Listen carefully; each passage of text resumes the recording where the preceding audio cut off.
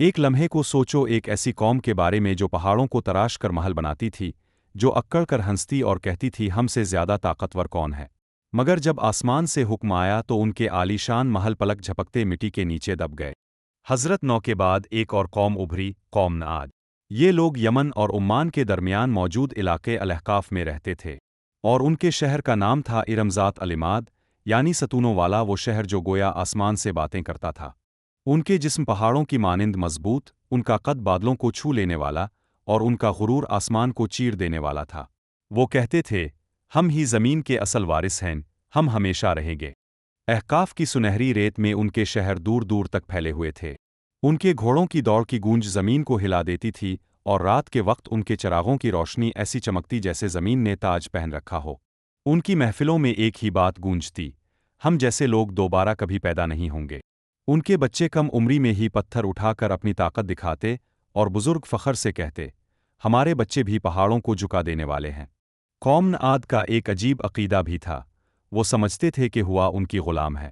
ان کے جوان وادی کے بیچ کھڑے ہو کر بازو پھیلاتے اور کہتے، دیکھو ہوا ہمارے جسم کی پیروی کرتی ہے۔ بزرگ محفلوں میں دعویٰ کرتے، ہمارے باپ دادا تو ہوا کا رخ بھی بدل دیتے تھے، ہمیں کون روک سکتا ہے؟ جب وہ طوفان کو دور سے آتا دیکھتے تو ہنس کر کہتے، ہوا تو ہماری طبیعت ہے، یہ ہم پر نہیں ہمارے دشمنوں پر پڑے گی۔ مگر انہیں کیا معلوم تھا کہ آنے والی ہوا ہی ان کی سب سے بڑی دشمن بن چکی ہے۔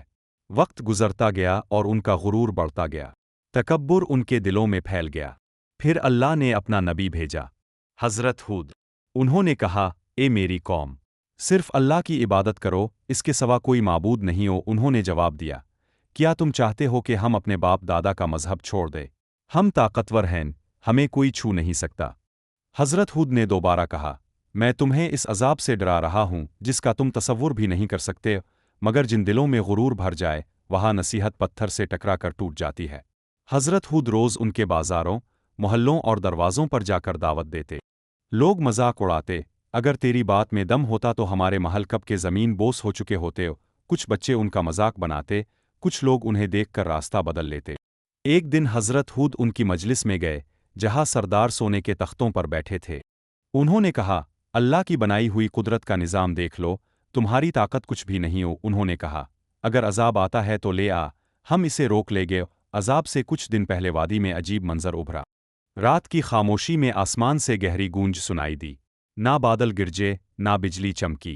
حضرت ہود نے کہا، یہ رحمت کی پکار نہیں، یہ تنبیہ ہے۔ پھر زمین ہلکی سی کانپی، جانور بے چین ہو گئے، مگر لوگ ہنس پڑے۔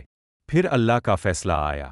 سب سے پہلے 3 سال کا قحط آیا، ایک بوند بارش نہ برسی، ندیاں سوکھ گنج، باغ جل گئے۔ پہلے سال کہا، یہ کچھ نہیں۔ دوسرے سال پیاس نے زبانیں خشک کر دیں۔ تیسرے سال ان کی ہنسی اور فخر سب ختم ہو گیا۔ جب وہ حضرت ہود کے پاس آئے تو انہوں نے کہا، اب عذاب کا وقت قریب ہے۔ پھر آسمان پر 3 بادل آئے، ایک لال، ایک سفید، ایک سیاہ۔ فرشتے نے پکارا، اے قوم عاد، ان میں سے ایک بادل چن لو۔ انہوں نے کہا، کالا بادل، اس میں رحمت ہے، مگر اس میں رحمت نہیں، قہر تھا۔ ہوا چلنا شروع ہوئی۔ پہلا جھونکا آیا تو دھول اور پتھر آسمان میں اڑ گئے۔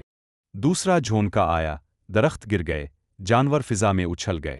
تیسرا جھونکا آیا، انسان ہوا میں اڑ کر بکھرنے لگے۔ ان کے محل، ان کی شان، سب مٹی میں مل گیا۔ یہ طوفان 7 رات اور 8 دن تک چلتا رہا، اور جب رکا تو بس سناٹا رہ گیا، صرف ریت کا سمندر اور بکھری ہوئی لاشیں۔ مگر جو لوگ حضرت ہود پر ایمان لائے تھے، اللہ نے انہیں بچا لیا۔ حضرت ہود نے کہا، تکبر کا انجام ہمیشہ تباہی ہے۔ آج بھی ان کا شہر ریت کے نیچے دفن ہے، ایک نشانی کے طور پر۔ یہ کہانی سکھاتی ہے، عزت، طاقت اور شان صرف اللہ کی اطاعت سے ملتی ہے۔